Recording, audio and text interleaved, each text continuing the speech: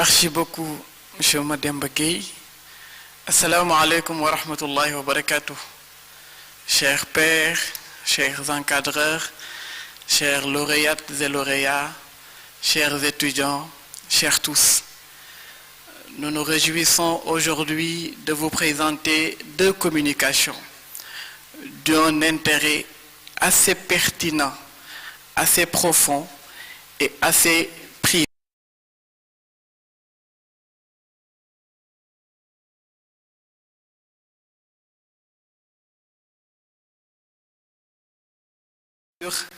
Le sujet suivant, face aux urgences de l'heure, pluridisciplinarité et excellence, deux exigences à concilier.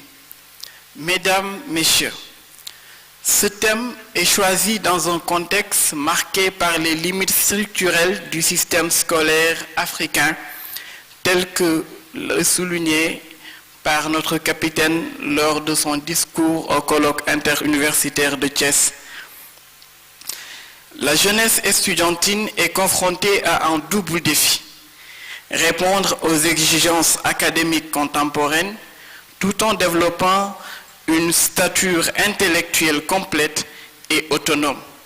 La confusion entre enseignement, formation, éducation, ainsi que l'importation de modèles inadaptés à nos réalités appelle à une réflexion profonde sur les trajectoires académiques et professionnelles suivies.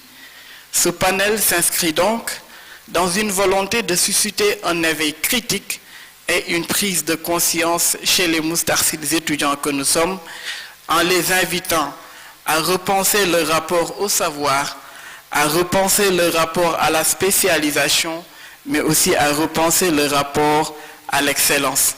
Sans plus tarder, nous allons en ces termes accueillir notre premier communicant, le docteur Khalifa Ababakar Diop, plus connu sous le nom de Abouna, docteur en géographie, pédagogue pluridisciplinaire et un enseignant-chercheur, mais ce qui couronne tout, un moustarchide. Donc nous invitons M. Dr Abouna à prendre parole pour sa communication.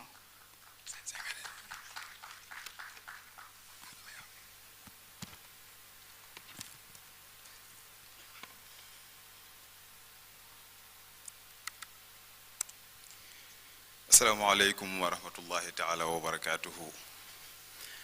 Merci beaucoup, cher Adama.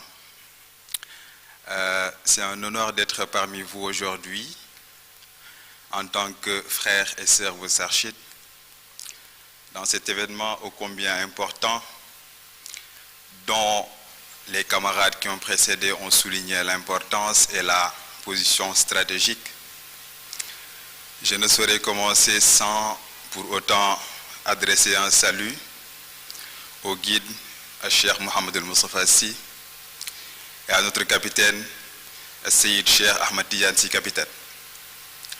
Je vais commencer par un rituel que j'ai l'habitude de faire, c'est de taquiner mes frères étudiants à chaque fois, leur dire, ça c'est pas un panel, c'est une communication. En toute fraternité, parce que c'est un monde intellectuel où tout est permis, et c'est la beauté de ce monde aussi. C'est-à-dire qu'on peut librement dire ce qu'on pense, dans les limites bien entendu du respect, de la déontologie, mais aussi de la fraternité la plus profonde. Donc aujourd'hui, je me présente devant vous pour parler d'un thème extrêmement important, qui a trait à la pluridisciplinarité. Je ne saurais commencer sans m'interroger la routine scientifique habituelle des termes et de la tournure que ce thème a prise autant pour moi. Parce que quand on parle d'urgence de l'heure, de pluridisciplinarité et d'excellence en tant que des exigences à concilier, je ne saurais m'interroger sur la pertinence des termes, en commençant par me poser certaines questions. La première, c'est: est-ce que l'excellence a pour rôle uniquement de gérer des urgences? Qu'en est-il aussi de l'anticipation et de la prospective? La deuxième question est, est-ce que les urgences ont une discipline? Est-ce qu'une urgence va te dire je suis une urgence mathématique? Est-ce qu'elle va te dire je suis une urgence agronomique? Est-ce qu'elle va te dire je suis une urgence politiste? Je ne pense pas. La troisième, c'est, doit-on parler de pluridisciplinarité, d'interdisciplinarité ou de transdisciplinarité? Enfin, la quatrième, chers camarades, c'est quelle est la mesure de l'excellence? Si l'excellence avait un baromètre, que serait ce baromètre-là? Alors, il y a un point positif et très important dans le thème, c'est que les frères ont pris le soin de distinguer, bien sûr, la pluridisciplinarité de l'excellence. Parce que l'une est le fruit de l'érudition, tandis que l'autre est une compétence pure. هذه مآثيره دنيا وآخرة هذه منابره ما أفصح الخطباء. Attaquons-nous d'abord au concept de pluridisciplinarité. Selon les académiciens dont nous sommes part, la pluridisciplinarité n'est rien d'autre qu'une juxtaposition de disciplines sans interaction méthodologique réelle. Le problème dont il s'agit est analysé selon les canons de chaque discipline. Par exemple, on étudie le chômage, on peut avoir plusieurs approches du chômage. Une approche économique, une approche sociologique, une approche politiste, etc., etc. Mais il s'en limite là. C'est-à-dire que chaque discipline analyse le problème selon ses propres concepts, ses propres modèles et ses propres canevas méthodologiques. L'interdisciplinarité, quant à elle, implique des échanges de méthodes, des concepts et des modèles pour résoudre un problème commun. Il y a dès lors une co-construction, une intégration partielle des savoirs. Je donne l'exemple de la performance sportive qui ne peut être étudiée par exemple que seulement sous la loupe de la physiologie, mais elle doit être analysée à la croisée des chemins entre la physiologie, la biomécanique, la médecine, l'anatomie et j'en passe. La transdisciplinarité, excusez-moi, quant à elle, dépasse les disciplines en elles-mêmes. Elle tend à construire un nouveau cadre de compréhension commun, incluant savoir scientifique et non scientifique. La transdisciplinarité, sous ce prisme, est mieux adaptée aux problèmes actuels et aux problèmes complexes. Le développement durable, par exemple, ne peut être étudié uniquement sous l'angle économique, ni sous l'angle sociologique uniquement, ni sous l'angle politique uniquement. On doit allier les trois pour pouvoir cerner le problème du développement durable parce que c'est un problème complexe et multisectoriel. Donc, sciences, politique, économie, culture et éthique font partie des disciplines qui tendent à apporter des réponses aux problèmes que pose le développement durable.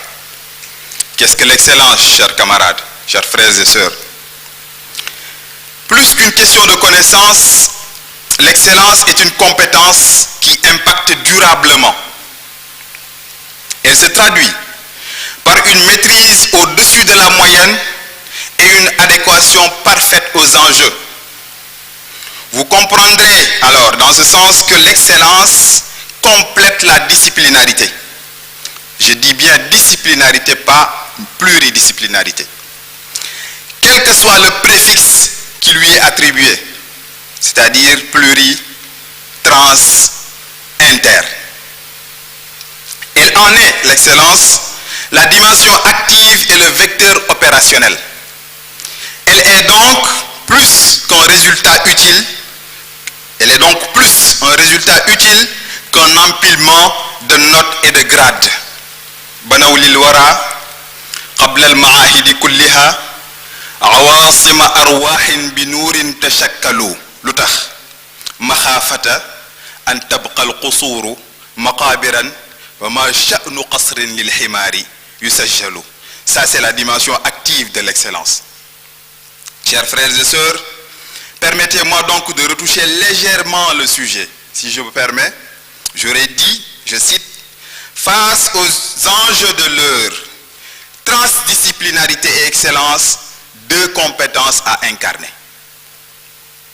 En effet, selon Serigne Moustapha Sy, إن العلم أعظم من أن يوجد فقط في طي الدفتر والعلم أيضا أوسع من أن يحاط بين أربعة جدران فالعلم قد يتجزأ إلى جزئيات فكرية ومنطقية وأخلاقية. La pluridisciplinarité est, dans l'école de ce grand érudit, une capacité d'analyse soutenue par une logique implacable et guidée par une spiritualité salvatrice. Analyse, logique et spiritualité, voilà donc la combinaison gagnante. Celle qui ouvre la porte de la sagesse, de la rigueur et de l'impartialité, gage de solutions pertinentes sans cloisonnement disciplinaire contraignant. C'est là que la différence se fait entre ceux qui veulent émerveiller leur auditoire par des tournures complexes en totale déconnexion avec la réalité et ceux qui, par une foi profonde en ce qu'il y a de bien dans la race humaine, s'attellent quotidiennement à trouver des réponses aux grandes questions qui préoccupent l'humanité. C'est en ce sens que la responsabilité est le carburant principal de l'excellence. En cela, le Cheikh nous a bercé quand il nous dit وكذلك نجد في جريدة كوريا انترناشونال يوم 15 أكتوبر ما يلي المؤمنون كلهم مجانين الإله. Disait-il à propos d'un article de journal issu du Courrier international et à l'encontre de l'islam et des musulmans. Être en mesure de citer un numéro à propos d'une des maintes offenses caractérisées envers les musulmans relève ni plus ni moins d'un sens de responsabilité aiguë. Et les exemples n'en finissent pas. Max Planck, Blaise Pascal, Kierkegaard, Charles Darwin, Anwar al-Sadat, Averroès, Al-Ghazali, tous sans exception sont dans son champ d'étude. Il est dès lors très clair qu'il ne s'agit pas d'avoir 5 doctorats dans des domaines différents, mais de se sentir concerné par tout ce qui se passe autour de soi et qui peut bénéficier à l'humanité. La question à se poser reste simple. Qu'en serait-il de l'appel du devoir alors que je suis démuni de toute compétence probante? C'est la question que tout Moustarchid devrait se poser. La réponse à cette question maintenant transparaît en toute évidence chez notre capitaine qui représente le produit par excellence de cette école. C'est à cela, chers étudiants, chères étudiantes, qu'il nous convie tous. L'on s'émerveille de sa palette culturelle au point de se demander, mais quel est son domaine de prédilection? Justement, c'est à cela que ressemble la transdisciplinarité. Être aussi blindé de savoir au point qu'on se demande quel est son domaine. Être cultivé au point de naviguer librement dans les méandres les plus touffus du savoir, sous le regard surpris d'hypermétropes qui ne voyaient le monde qu'à travers leurs correcteurs disciplinaires. Il est clair qu'il semble utopique d'être à la fois avocat, médecin, administrateur civil, enseignant, agronome, financier et ingénieur. Et curieusement, il y a à peine quelques siècles, on parlait de savants, des polymathes qui embrassaient plusieurs domaines du savoir, à la fois de la philosophie, des mathématiques, des sciences naturelles, de l'histoire et j'en passe. Aristote, qui était philosophe, biologiste, logicien et politiste. Ibn Sina, qui était médecin, philosophe et logicien. Cheikh Anta Diop, qui était historien, linguiste et anthropologue. Ahmed Baba de Tombouctou, qui était théologien, juriste et philosophe. Nous ne savons jusque-là par quelle pirouette le savant a fini par désigner, à partir du XXe siècle, un spécialiste d'un domaine précis. Le savant, de nos jours, n'est plus celui qui a une palette élargie de connaissances, mais celui qui a une connaissance approfondie et pointue. On ne sait pas pourquoi. En tout cas, l'espoir n'est pas perdu, et loin de là. L'on peut bel et bien contribuer à apporter des réponses aux questions juridiques, sanitaires, administratives, agricoles, financières et techniques grâce à un sens élevé de la responsabilité et un goût développé pour la recherche et l'analyse approfondie. Car les idées de l'âme sont maintes fois plus productives que celles d'un système de pensée conditionné par des logiques vénales et urgentistes. Wassalamu alaikum wa rahmatullahi ta'ala wa barakatuh.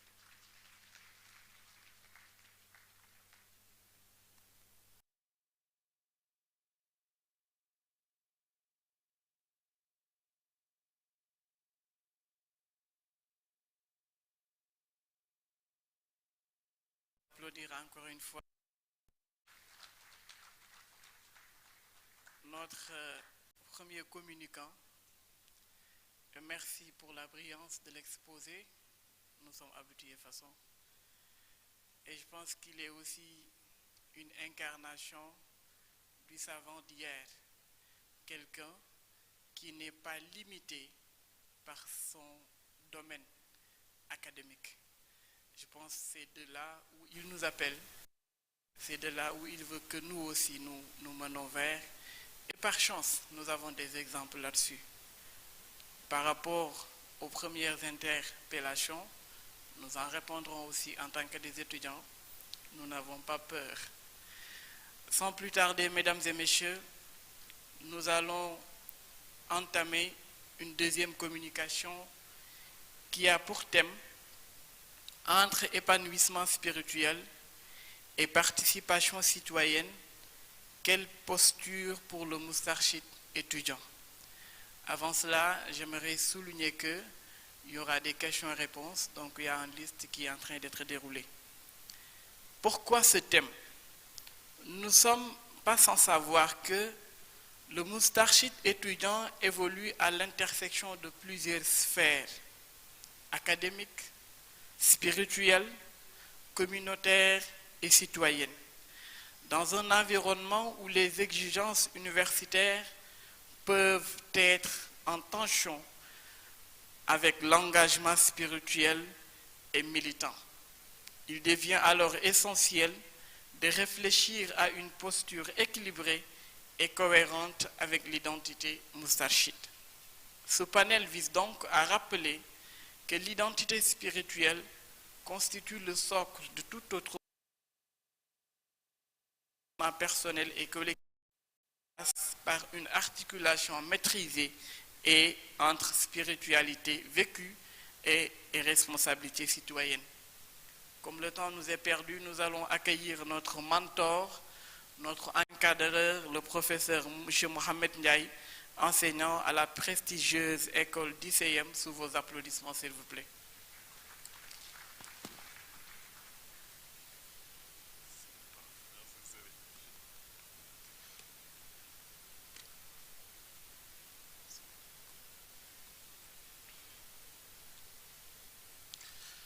Assalamu alaikum wa rahmatullahi ta'ala wa barakatuhu. Chers professeurs d'université, chers étudiants, chers condisciples, permettez-moi d'adresser mes vives salutations teintées de prière à l'endroit de notre guide spirituel, Sayyid Cheikh Mohamedou Moustapha Sy. Lesquelles salutations et prières puissent transiger par son fidèle serviteur, le capitaine Sayyid Cheikh Ahmed Tijani Al Maktoum. C'est un immense plaisir que d'être là, à partager ces moments solennels avec vous, au cours d'une activité si prestigieuse que l'on dénomme l'amphi de rentrée. Cependant, il y a une certaine inquiétude qui m'anime quant à la responsabilité qui m'incombe au cours de cette journée de m'épancher sur un sujet aussi complexe. D'autant plus que les TDR qui ont été soumis à mon examen ne m'ont pas facilité la tâche quant à la compréhension du thème. Cependant, je m'efforcerai de faire peut-être une petite définition conceptuelle portant sur 3 aspects. Car, comme vous le savez, le thème parle d'épanouissement spirituel, de participation citoyenne et de moustarchid étudiant. Quant au premier concept, c'est-à-dire la spiritualité, que l'on associe au terme épanouissement, je me demande même s'il est toujours question d'épanouissement. Parce que pour ce qui nous concerne, je pense que l'éminent intellectuel Seyyid Cheikh Ahmed Tijani Al Maktoum n'a pas manqué de nous adresser une alerte dans ce sens, en parlant de la spiritualité chez les jeunes. En substance, il dit, voilà ce contexte-ci où le jeune s'épanouit et apprend battre dans son cœur une soif de grandeur et de vérité, soif qu'elle parvient difficilement à concilier avec les cadres étroits et trop bien étudiés de la société forgée par ses aînés. Ce n'est pas cette jeunesse n'a pas été suffisamment rodée à la science du décalage pour admettre de prôner des principes et de ne pas les incarner, en tout cas sur le terrain de la société. Ce serait pour elle la nature du tigre sans le tigre. Mais ce qui pose problème, c'est que l'essentiel pour cette jeunesse, c'est ce qui passe par les sens. C'est le côté matériel des choses. Le spirituel peut être une vérité en théorie, mais en pratique, c'est une nuée. Donc, il a parlé d'un aspect qui me semble être assez important, la science du décalage. À partir du moment où ce décalage entre ce que l'on prône et ce que l'on vit au niveau de la société, il y a une certaine différence. Est-ce qu'on peut parler d'épanouissement spirituel? Certainement, dans notre développement, on reviendra sur certains aspects. La deuxième considération sur laquelle j'aimerais m'arrêter, c'est quand on parle de participation citoyenne. Moustarchid et participation citoyenne. Est-ce que ce que recouvre la notion de Moustarchid s'arrête simplement à cette participation citoyenne? Ou bien notre interaction avec toute autre chose va au-delà de la citoyenneté? Là, à ce niveau aussi, nous empruntons une définition de notre capitaine Seyyid Cheikh Ahmed Tijani sur ce que c'est qu'être Moustarchid. Car pour lui, être Moustarchid ne se résume pas seulement à être musulman ou à être chrétien. Être Moustarchid, ce n'est pas seulement être homme ou femme. Être Moustarchid, c'est d'avoir la conscience claire, nette et précise. Être Moustarchid, c'est de s'adosser de compétences qu'on va servir aux autres. Donc voilà une définition qui fait que une telle responsabilité ne peut s'arrêter seulement à une participation citoyenne. D'ailleurs, c'est là que je porte ce qu'on appelle l'étoffe, en tout cas du chercheur ou bien de celui qui analyse.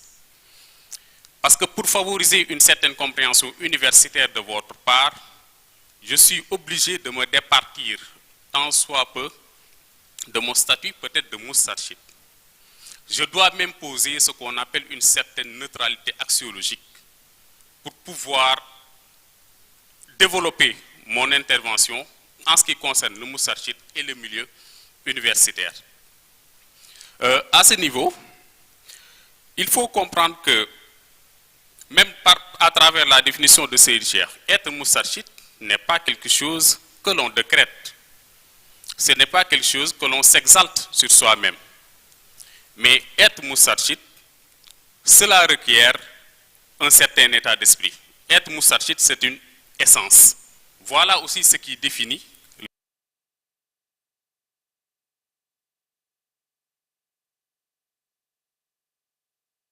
Professeur aussi, c'est un statut. Mais être Moustarchid, c'est une essence. C'est cette conscience vivante qui transparaît derrière chaque statut. Et c'est comme ça qu'il faut le comprendre. Maintenant, cette conscience Moustarchid, comment pouvoir la comprendre en milieu universitaire? Et c'est là d'où le sens, en tout cas, du thème. En tant que Moustarchid, en tant qu'un fréquentant universitaire, et en tant que quelqu'un qui doit, à des moments assez divers, s'abreuver de spiritualité, s'abreuver d'essence morale. Comment on peut faire une conciliation des deux? Et je pense bien que les TDR l'ont bien explicité en parlant de tension, en parlant de contradiction, en parlant d'une certaine incompréhension. Comment concilier les deux? Là aussi, j'aimerais vous dire que l'étudiant Moustarchid, il n'est pas le seul à vivre une telle situation. Parce que si je prends en compte ce que le professeur de philosophie comparée du Nord Darius Shaigan, en étant étudiant, ce qu'il expliquait à travers ce qu'on appelle la schizophrénie intellectuelle. Lui, pour décrire les tensions par lesquelles il est passé et les contradictions par lesquelles il est passé, il disait, tandis que mes maîtres à penser, c'est-à-dire ceux-là qui l'encadrent sur le terrain moral, tandis que mes maîtres à penser me conseillent de m'abstenir de ce monde-ci pour être plus présent à l'autre, il y a mes maîtres modernes qui me conseillent plutôt de ne rien accepter qui ne soit vérifié expérimentalement, de me méfier des a priori dogmatiques et des rêves qui prennent leur désir pour des réalités. Donc vous voyez la contradiction, vous voyez la complexité. Mais ce qu'il faut comprendre, c'est que lui-même, il le dit. Ces tensions et ces contradictions n'existent que par une seule chose, parce qu'il y a une incompréhension de ce qu'on appelle la synthétisation intellectuelle. Ce qu'on apprend à travers le mouvement, ce qu'on apprend à travers notre interaction avec le monde Moustarchid, cela doit nous permettre à améliorer ce qu'on apprend au niveau de l'université, à avoir une meilleure compréhension de ce qu'on apprend à l'université. Donc c'est ça qu'il décrit par le phénomène de la synthétisation. Et en cela, il dit, si nous prenons l'exemple de l'islam, il dit que si l'islam fut grand, c'est parce qu'il a pu, au moment de sa genèse, assimiler les éléments les plus divers et les fondre dans le creuset d'une prodigieuse synthèse. Et je pense que c'est comme ça que le monde Moustarchid fonctionne.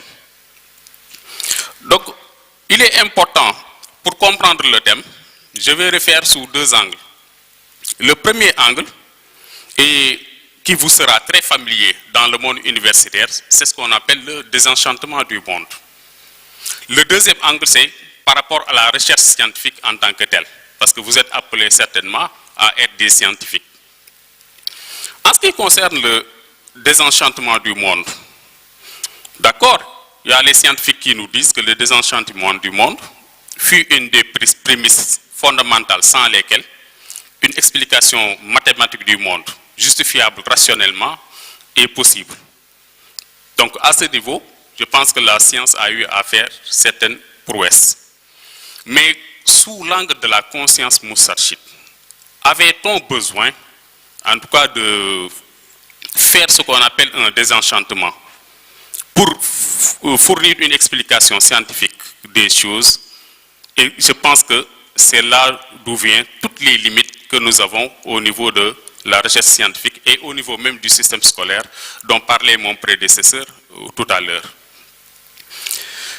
Parce qu'à ce niveau, en ce qui concerne ce désenchantement, il est important que dans la conscience moustarchide, quand on parle d'être moustarchide, ce n'est pas seulement une philosophie, ce n'est pas seulement une sagesse.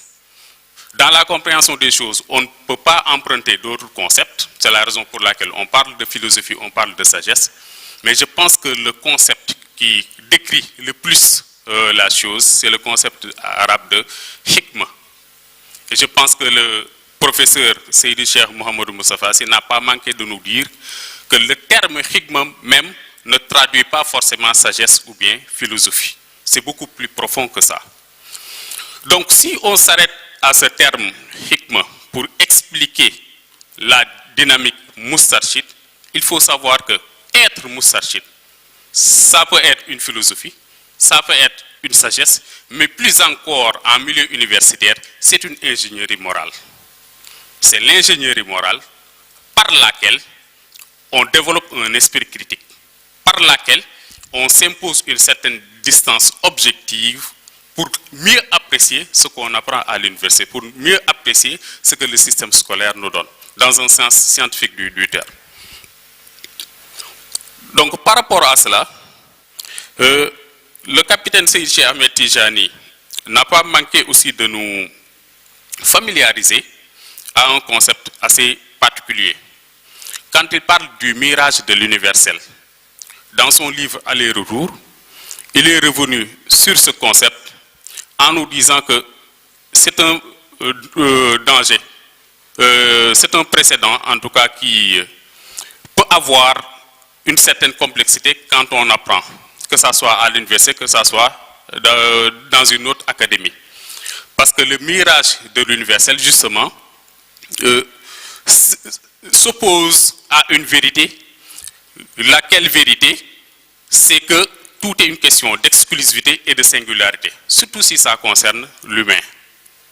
Donc, il explique que même pour les cellules qui nous composent, chaque cellule a une particularité différente d'une autre. Et ainsi de suite. Et il y va de toute la création. Est-ce qu'avec une telle réalité, on peut se permettre de tout universaliser? Donc rien que cet aspect de l'universalité, il est important que l'ingénierie moustarchide aussi nous permet d'approfondir en tout cas ce concept d'universalité et de voir quels sont les éléments à mettre en exergue.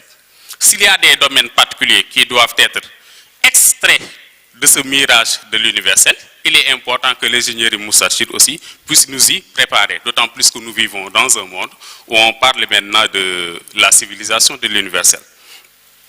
Et par rapport à cela, il y a deux domaines, en tout cas, qu'il faut mettre en exergue. C'est le domaine de la science et c'est le domaine de la spiritualité. En ce qui concerne le domaine de la science, pourquoi ça ne doit pas être universalisé?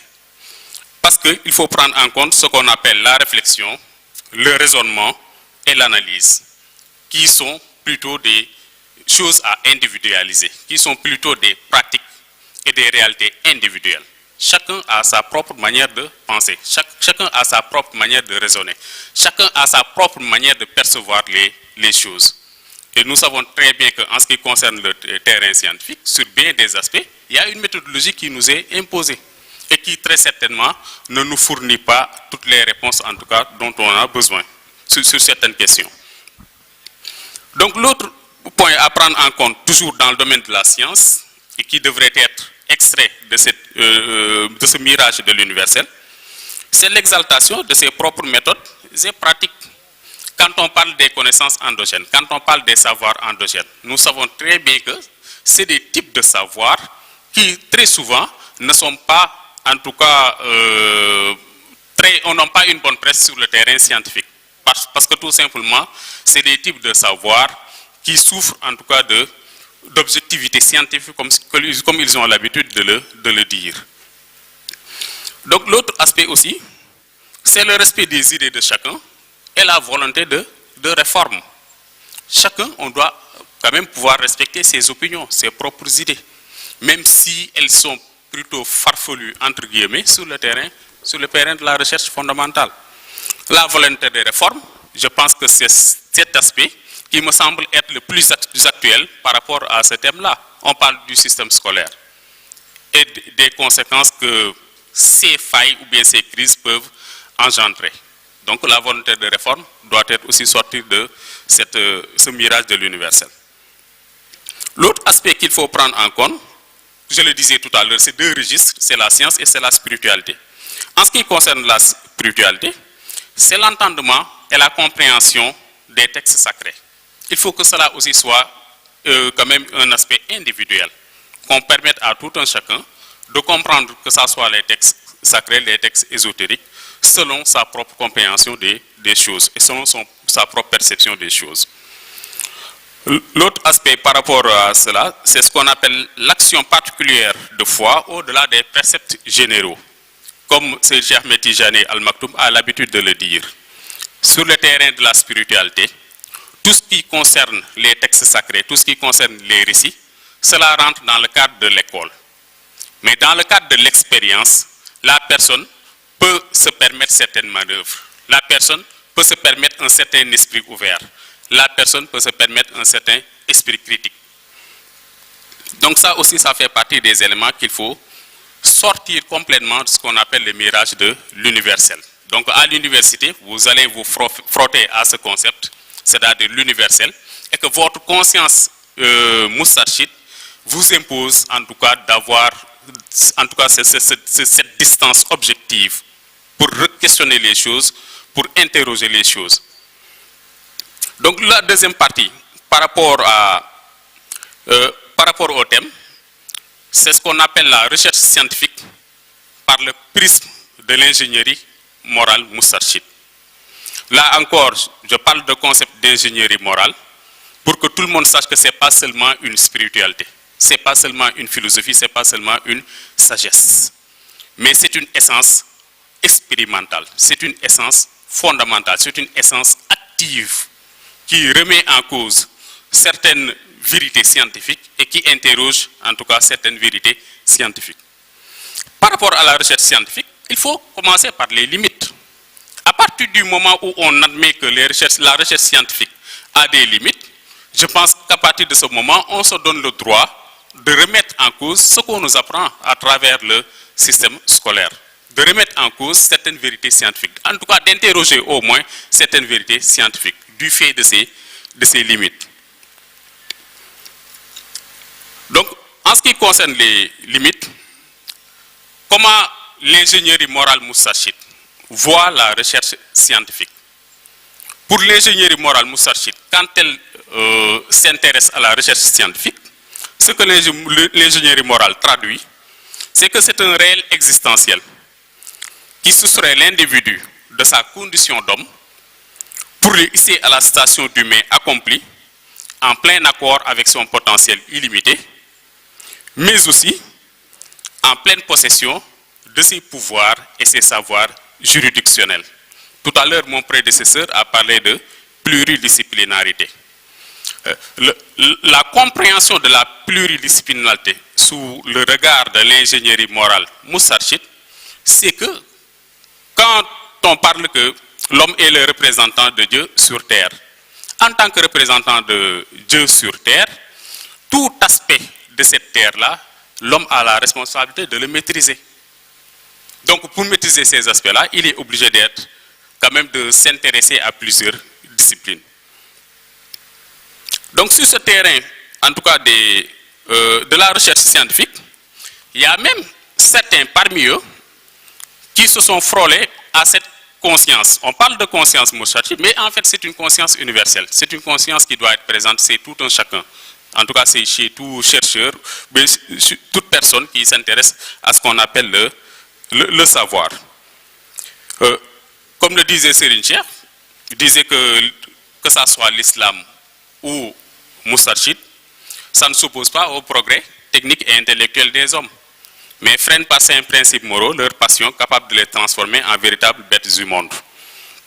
Tout à l'heure, on l'a rappelé, quand Rabelais disait que science sans conscience n'est que ruine de l'âme, c'est justement pour incarner cette conscience derrière la recherche, derrière la vérité scientifique. Il y a aussi un autre qu'on appelle Nicolas Boileau, qui dit que tout ce qui se perçoit bien s'énonce clairement et les mots pour le dire arrivent aisément. Au niveau de l'ingénierie Moustarchid, quand on dit que tout ce qui se conçoit bien, là, automatiquement, on sait que c'est une œuvre humaine, donc une œuvre susceptible de porter des défaillances. Ce qu'il faut dire peut-être sur le terrain de la recherche scientifique, ce n'est pas tout ce qui se perçoit bien, c'est pas tout ce qui se conçoit bien, mais tout ce qui se perçoit bien s'énonce clairement et les mots arrivent pour le dire, et les mots pour le dire arrivent aisément. Donc il y a aussi l'éminent professeur Seyd Cheikh Mouhamadou Moustapha Sy, qui nous parlait des épreuves de ce qu'on appelle la biologie des passions, en disant que dans la biologie des passions, le cerveau est structuré en ce qu'on appelle les neuroapôtres et les neuroathées, au fin d'une guerre pour le contrôle du système des convictions.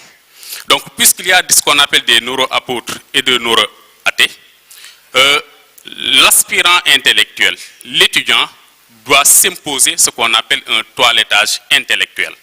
Parce qu'il est bien des fois où vous apprenez des choses peut-être qui n'ont rien à voir avec la science, ou bien qui ne s'objectivent pas, que ce soit sous l'angle de la science ou bien sous l'angle de la spiritualité. Donc il est important de s'adosser d'un autre cadre qui vous permet justement de revoir les choses et de réinterroger les choses. C'est ce qu'on appelle le toilettage intellectuel. Maintenant, nous en arrivons à la perception scientifique du Moustarchid. C'est-à-dire cette perception que vous devez avoir quand vous êtes dans les amphithéâtres, quand vous prenez en tout cas certains cours. En ce sens, la perception nous est venue de Seyd Cheikh Ahmed Tijani Al Maktoum en ce qui concerne la science et la recherche scientifique. En ce sens, il dit que c'est un jeu de rôle. C'est un jeu de rôle où il y a deux acteurs. Il y a Dieu, créateur, et il y a l'humain, bricoleur. Quand on nous définit comme un bricoleur, cela veut dire que sur le terrain de la science, nous avons un rôle secondaire. Donc c'est ça qui justifie ce que je disais tout à l'heure à propos de du désenchantement du monde. A-t-on besoin, pour expliquer mathématiquement le monde, en tout cas ce qu'on peut manipuler en termes d'éléments scientifiques, de les soustraire complètement de leur source originelle, c'est-à-dire Dieu. Donc quand il nous dit que Dieu, c'est le créateur et l'homme, le bricoleur, à ce niveau, il est important que sous notre casquette de scientifique, qu'on prenne en compte cette évidence qui nous est supérieure et qui très certainement explique les notions. Badi'u samawati wal ard fa iza hada amran fa innama yaqulu lahu kun fayakun. Concepteur des mondes invisibles et visibles, la matière ainsi que ses caractéristiques dépendent de lui. Donc la première vérité scientifique qu'il faut prendre en compte, au-delà des leçons que l'on peut apprendre de quelconque discipline que ce soit, c'est d'avoir cette conscience scientifique rabelienne, c'est-à-dire cette conscience scientifique que Rabelais nous parlait tantôt, qui prémunit des risques d'embourbement sur le terrain de la recherche. Parce que quand on se rend compte que la recherche peut mener à ce qu'on appelle des fausses vérités, c'est très souvent le cas. Si on prend un domaine tel que l'archéologie, par exemple, il est possible qu'on découvre des choses et qu'on s'adapte par rapport à ces choses-là, qu'on prenne ces choses-là comme une vérité, et des centaines d'années plus tard, on découvre autre chose qui est en porte-à-faux avec ce qu'on croyait être vrai. Donc ça, c'est ce qu'on appelle les fausses vérités ou bien les contre-vérités. Donc c'est important dès le départ d'avoir cette conscience. L'autre aspect, toujours par rapport à la compréhension scientifique, à la compréhension moustarchide de la recherche scientifique, c'est ce qu'on appelle le souffle. Tout à l'heure, je l'ai dit, toute conception humaine est susceptible de porter des défaillances, que ça soit une vérité scientifique, que ça soit autre chose. Tant qu'on a conscience de ces défaillances qui peuvent se glisser dans les résultats scientifiques, il est important toujours de commencer par le souffle qui guide cette vérité scientifique, par le souffle, en tout cas, qui incarne cette science-là. Et justement, c'est dans l'optique toujours de prendre en compte ce souffle qui impulse la vérité scientifique que nous nous donnons en tout cas la possibilité, ou bien la liberté, ou bien l'opportunité, en tout cas de compter sur le mouvement, de compter sur ce qu'on nous apprend à travers nos rencontres culturelles, à travers nos rencontres spirituelles, à travers nos rencontres scientifiques. C'est toujours dans l'optique, en tout cas, de prendre en compte cette conscience qui est toujours derrière ce que nous faisons, que l'on soit étudiant, que l'on soit professeur, que l'on soit fonctionnaire, que l'on soit autre chose. Donc ça, c'est extrêmement important. Donc voilà en gros ce que je voulais dire par rapport à ce thème-là. Je n'ai pas voulu le faire sous forme de discours. Je pense qu'on n'a pas manqué de vous donner le contenu, l'article en tant que tel, pour que si les uns et les autres veulent en savoir davantage, je pense que le support leur sera d'une grande utilité. Je vous remercie.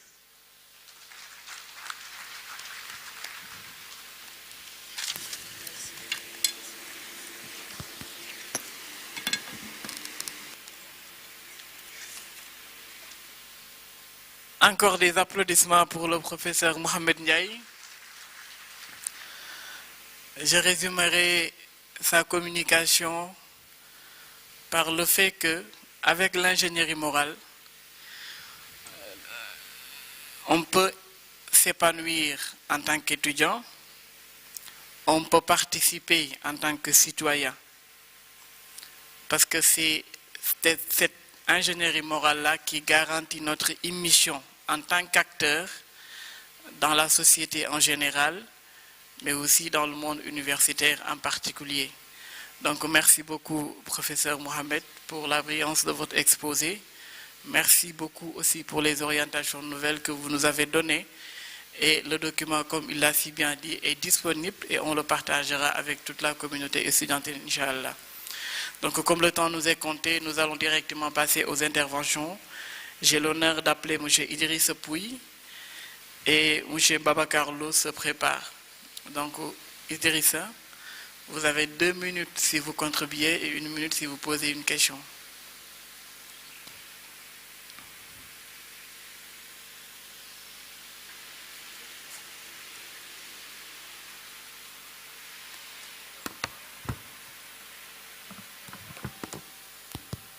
Assalamu alaikum wa rahmatullah. Chers invités, chers communicants, nous vous saluons à vos rangs, grades, titres et qualités respectifs, mais nous vous saluons aussi en votre casquette de